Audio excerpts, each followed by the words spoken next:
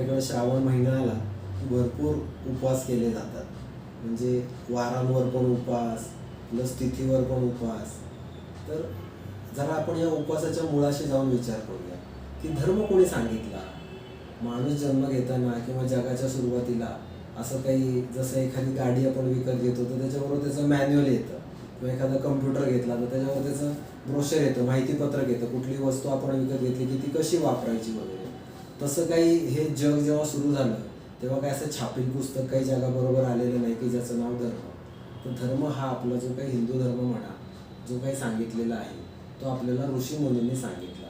आणि तो त्यांनी कशासाठी सांगितला असेल बरं, तर तो मानव जातीच्या कल्याणासाठी त्यांनी तो धर्म सांगितला. तर हे जे ऋषीमुनी होते यांनी बऱ्याचदा आयुर्वेदाच्या अभ्यासातून, मानवाच्या जीवनशैलीच्या अभ्यासातून आणि ध्यानाच्या माध्यमातून झालेल्या ज्ञानामधून त्यांनी तो धर्म सांगितला. आणि त्याच्यातून मानवी जीवनाच्या कल्याणासाठी उपवास सांगितले. तो उपवास खरं तर कशासाठी माहिती आहे का, तो खरं तर उपवास तुमच्या घरी लक्ष्मी येण्यासाठी करायला सांगितलं. लक्ष्मी म्हणजे काय? लक्ष्मी म्हणजे पैसा नाही.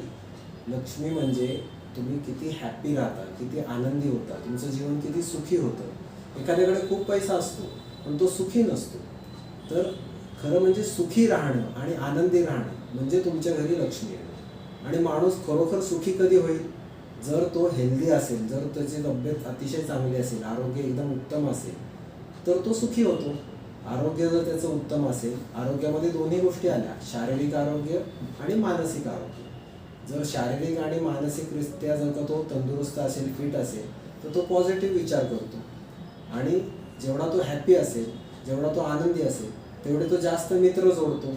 4 मित्र जास्त जोडले की त्याच्या जीवनामध्ये आनंद येतो.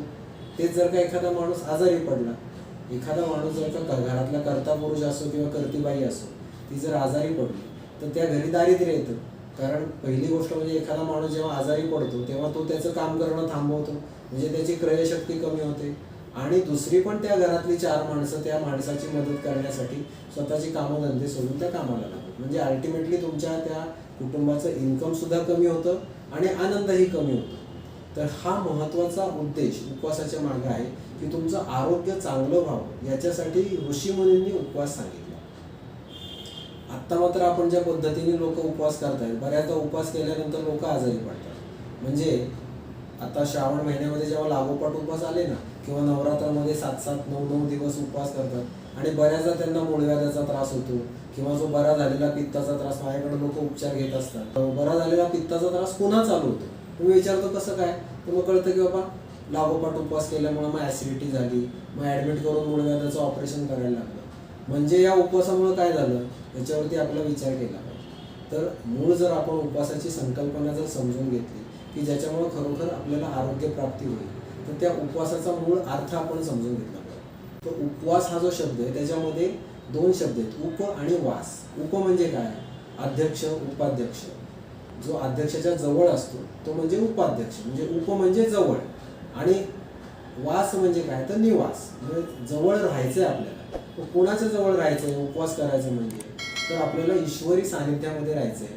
म्हणजे त्या दिवशी, ज्या दिवशी आपण उपवास केलेला आहे त्या दिवशी आपण सतत मनाने नामस्मरण, देवाचं वाचन, मनन, चिंतन, पूजा, त्याचं स्तोत्र म्हणणं, काही उपासना असू दे, त्याच्यानंतर भजन, म्हणजे दिवसभर आपण त्या देवाच्या विचारामध्ये राहिलं पाहिजे. मनाने आपण देवाच्या जवळ राहिलं पाहिजे. आणि दुसरी गोष्ट उपवासाच्या बरोबर सांगितलं की उपोषण. उपोषण म्हणजे उपाशी राहणं. उपाशी कशासाठी राहायचंय? तर शरीर शुद्धीसाठी उपोषण सांगितलेलं आहे. म्हणजे मन शुद्ध करण्यासाठी देवाचं सानिध्य, भजन, कीर्तन या गोष्टी.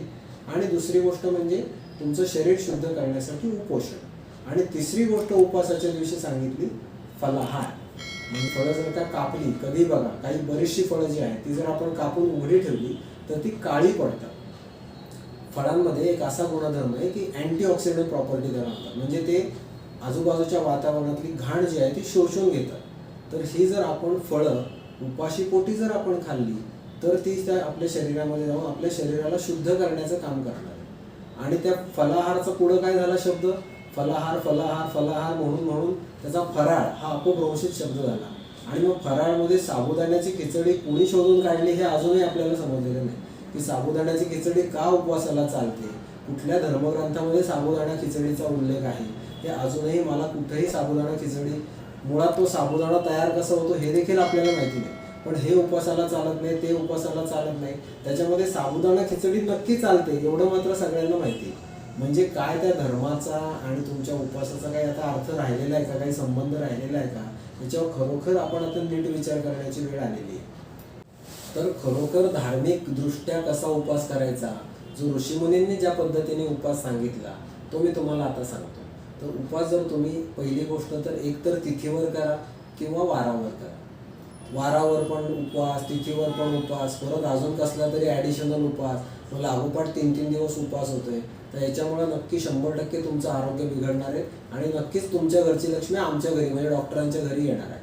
तर दुसरी महत्त्वाची गोष्ट म्हणजे उपवास जर करणार असाल तर उपवासाच्या दिवशी काहीही सकाळी उठल्यापासून खायचं नाही, फक्त पाणी प्यायचं. जोपर्यंत तुम्हाला भूक सहन होते तोपर्यंत फक्त पाणी पित राहा. अगदी जर भूक असह्य झाली तर तुम्ही उपाशी पोटी फळं खाल्ली पाहिजे. त्या फळांबरोबर दूध वगैरे हे काही चालणार नाही. उपाशी पोटी चहा घेणं, बऱ्याचदा लोक उपवास करतात आणि उपवासाच्या दिवशी फक्त चहा घेतात. चहा हा ब्रिटिशांनी आणलाय आणि तो अतिशय विषारी पदार्थ, ही गोष्ट लक्षात घ्या. तुम्ही उपवास शरीर शुद्ध करण्यासाठी करताय, मन शुद्ध करण्यासाठी करताय, ही गोष्ट लक्षात ठेवा. कमीत कमी अर्धा दिवस तरी फक्त उपाशी राहणं आणि जर भूक लागली, भूक असह्य झाली तर फळं खाणं, अशा पद्धतीने उपवास करा. संध्याकाळी 6 वाजता 7 वाजता देवाची पूजा करून उपवास सोडून द्या. उपवास अगदी तुम्हाला 4 वाजता 5 वाजता जर भूक लागली तर साबुदाणा खिचडी देखील खायला हरकत नाही आहे, पण सकाळी किमान अर्धा दिवस 12, 1, 2 वाजेपर्यंत तरी फक्त फळं आणि पाणी हे जर तुमच्या शरीरामध्ये गेलं तर तो उपवास खरोखर आरोग्यदायी होईल. आणि महत्त्वाची गोष्ट म्हणजे त्या दिवशी नामस्मरण, देवाचं भजन, पूजन, मन शांत ठेवणं. त्या दिवशी इतर ज्या काही सांसारिक गोष्टी आहेत त्याचे फार विचार आपल्या मनामध्ये न येऊ देणं. फार महत्त्वाची मोठी कामं त्या दिवशी ठेवली नाही पाहिजे. त्या दिवशी आपण सतत नामस्मरणामध्ये, चिंतनामध्ये तेवढा 1 दिवस तरी राहिला पाहिजे. आपल्याकडं पूर्वीपासनं एकादशीचा उपवास सांगितलाय. म्हणजे एकादशीचा उपवास बघा, आदल्या दिवशी चालू होतो आणि तो दुसऱ्या दिवशीच सोडला जातो. तर याच्यावर जपानी शास्त्रज्ञांनी एका संशोधन केलंय. त्याने असा शोध लावला की ऑटोफॅजिया म्हणजे जर तुम्ही 24 तास जर काहीही खाल्लं नाही तर तुमच्या शरीरातले जे सेल आहेत, तुमच्या शरीरातले WBC जे आहेत ते तुमच्या शरीरातल्या इतर अनावश्यक पेशी ह्या खाऊन टाकतात. म्हणजे 24 तास जर तुम्ही काहीच खाल्लं नाही, फक्त पाणी पिलं, फक्त जर निरंकार एकादशी केली तर तुम्हाला भविष्यामध्ये कॅन्सर होण्याचा अजिबात धोका नाही, असं संशोधन पुढे उजेडामध्ये आलेलं आहे.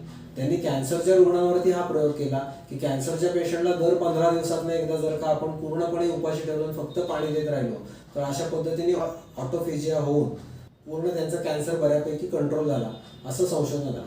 तर आपल्याकडं हा एकादशीचा उपवास, महाशिवरात्रीचा उपवास, हे 2 उपवास आपल्याकडं अशा पद्धतीने, किंवा प्रदोषाचा जो उपवास आहे तो आपल्याकडे दर 15 दिवसातून एकदा येणारा उपवास किंवा दर महिन्यातून एकदा येणारा उपवास, असे हे उपवास आहे. आणि ते जर आपण पूर्णपणे निरंकार केले, अजिबात काही न खाता पिता, किंवा जर अगदी तुम्हाला हवं असेल तर पाणी आणि फळं म्हणजे फलाहार, आणि कमीत कमी अर्धा दिवस तरी अशा पद्धतीने उपवास केला तर नक्कीच हा उपवास तुम्हाला आरोग्यदायी ठरेल, लाभदायक ठरेल. तुमचं आरोग्य चांगलं राहिल्यामुळे काय फायदा होणार आहे, सगळ्यात महत्त्वाचं म्हणजे तुमचे आजार कमी झाले की तुमचे विचार चांगले राहतात. विचार चांगले राहिल्यामुळे तुम्हाला मित्र मिळतात. मित्र आपल्या जेवढे जास्त ओळखी जास्त असतील तेवढं आपल्या जीवनामध्ये ते सहाय्यकारी होतं, हे काही सांगायला नको.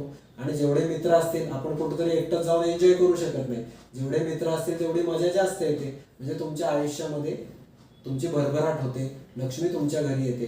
तर अशीच तुमच्या घरी तुम्ही योग्य पद्धतीने उपवास करावा आणि तुमच्या घरी लक्ष्मी यावी, ह्या माझ्या तुम्हाला शुभेच्छा.